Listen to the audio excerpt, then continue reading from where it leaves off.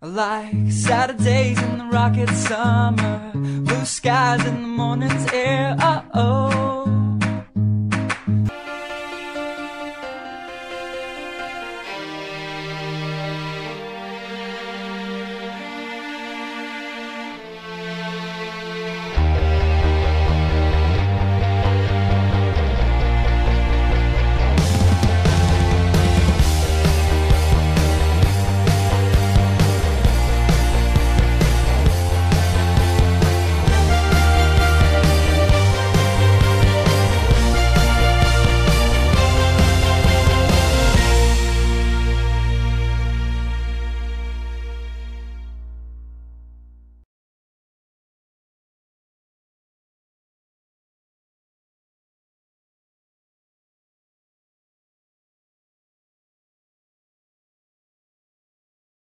Navarro, il va à son tour, se dit finalement pourquoi pas moi.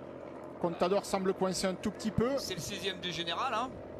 Daniel Navarro, l'un des leaders désormais, un des gros transferts, surprise de la saison, c'est l'habituel, c'était le lieutenant d'Alberto Contador, notamment dans l'équipe Saxo Tinkoff. Et puis finalement, eh bien, il a répondu aux avances d'Yvon Sanquer et d'équipe Cofidis. Le dernier kilomètre pour Jakob Fuglsang, repéré justement, on rappelle qu'il a porté les couleurs de la Saxo puisqu'il avait été repéré par Bjarneris à un moment où il faisait des étincelles. C'était en VTT, lui aussi est issu du VTT. Joaquim Rodriguez en 3e position, Dani Navarro en train de revenir. C'est vraiment une affaire espagnole aujourd'hui. Heureusement qu'il y a Jakob Fuglsang, mais bon, les Danois, si on compare avec le tennis, ça va pas le faire, hein. Les Espagnols, oui. Et oui, les Espagnols sont partout. Dans le sport de haut niveau, ils sont partout. Ça fait grincer des dents parfois. Jakob Fuglsang, il sait qu'il est plus fort que Samuel Sanchez, mais bon, attention, parce que Samuel Sanchez, sur un sprint classique, il est fort. Attaque de Dani Navarro qui a rejoint Joaquim Rodriguez et Alberto Contador. Richie Porte aussi qui sort du peloton. Alberto Contador qui cherche Michael Rogers. Il attend Michael Rogers. Porte qui veut essayer de gagner son étape, hein. C'est un peu tard, hein. 22 secondes d'écart, 22 secondes d'écart entre le duo de tête et Richie Porte dans le dernier kilomètre, c'est beaucoup trop même si c'est roulant. Alberto Contador qui ramène le groupe maillot jaune sur Joaquim Rodriguez, sur Dani Navarro. Richie Porte, le vainqueur du dernier Paris-Nice.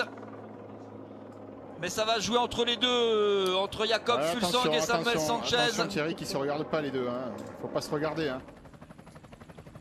22 secondes c'est beaucoup, on est dans le dernier kilomètre, mais si ça temporise un peu, Richie Porte lui n'a rien à perdre, hein. Jakob Fuglsang qui est né à Genève en Suisse, mais qui est bien danois de nationalité, hein. Mais il est né à Genève. Jakob Fuglsang, Samuel Sanchez. Alors Samuel Sanchez, ni l'un ni l'autre n'ont gagné cette année. 200 mètres, le dernier virage à droite. Samuel Sanchez, il sait gagner une étape, il va vite au sprint, peut-être un peu plus vite que Jakob Fuglsang. Ils se sont ratés hier, les coureurs de l'équipe Astana. Eh bien, ils vont se rater aujourd'hui. Samuel Sanchez s'impose, première victoire en 2013 pour l'ancien champion olympique. Deuxième, Jakob Fuglsang qui s'est bien fait berner, le Danois, par l'expérience de Samuel Sanchez. Richie Porte ici a super dévolué, il va prendre quelques secondes et la 3e place de l'étape, lui le 2e du général. Ce sera Steph Clément avec, c'est Joaquim Rodriguez avec Steph Clément.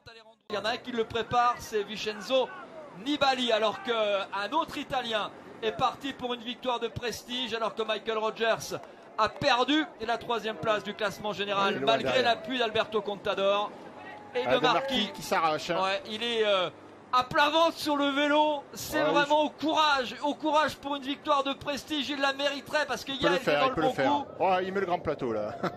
Il met le grand 500 mètres, 500 mètres pour Christopher Froome, je n'aperçois toujours pas, aux 200 mètres, je n'aperçois toujours pas Alessandro De Marchi. Et Christopher Froome qui a déjà gagné à Valmorel, va-t-il ajouter une victoire d'étape pour cette année 2013? Non, ça va être dur parce que j'aperçois De Marchi. Voilà, regardez la différence de péage entre les deux hommes.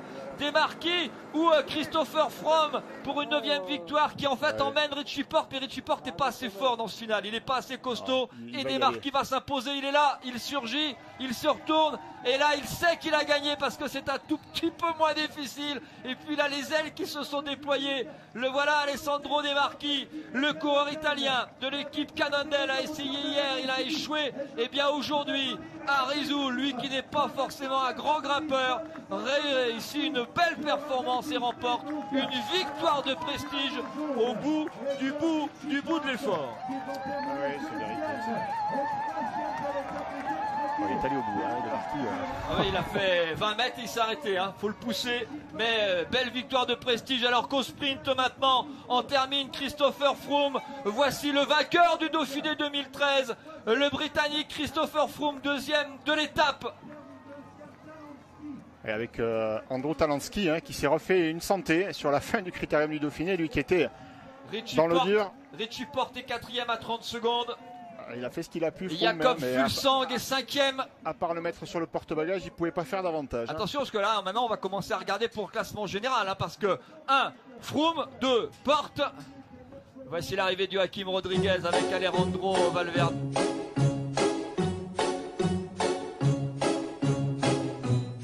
Surchauffe pour cette plus longue étape du Tour entre Givors et le Mont Ventoux. En attendant l'explication entre ténors sur les 20 km du Géant de Provence, 9 coureurs décident de se faire la belle après 34 km. Parmi eux, 4 Français bien décidés à briller en ce jour de fête nationale. Christophe Riblon, Jérémy Roy, Pierrick Fédrigo. Le mieux classé de cette échappée étant Sylvain Chavanel, 20e à un quart d'heure seulement de Christopher Froome. Le peloton ne laisse dès lors que très peu de latitude aux hommes de tête, 4 minutes au maximum, alors que la descente de la vallée du Rhône s'effectue à un rythme effréné, 47 km/h lors des 3 premières heures de course. Béguin et le pied du Ventoux approchent à vitesse grand V. Sylvain Chavanel rêve d'un jour de gloire au sommet du Géant de Provence. Il fausse compagnie à l'échappée. Mais derrière, les Movistar et Euskaltel ont accéléré. Les grandes manœuvres sont attendues. Nairo Quintana passe à l'offensive dès les premiers hectomètres du Ventoux. Chavanel et les évadés du matin sont avalés. Mais la course au maillot jaune va rapidement changer la donne. Sous l'impulsion de Richie Porte, le groupe maillot jaune se réduit comme peau de chagrin. Alejandro Valverde ou encore Roman Kreuziger lâche prise. À 7 km du sommet, Froome sur sa selle dépose Alberto Contador dans un train d'enfer. Il revient sur Quintana. Le Colombien est dans le rouge. Il tiendra jusqu'à 1,5 km du but. Moment choisi par Christopher Froome pour placer une dernière banderille et entrer dans la légende du Tour. Il devient le 8e homme à remporter une étape au sommet du Mont Chaud. Sitting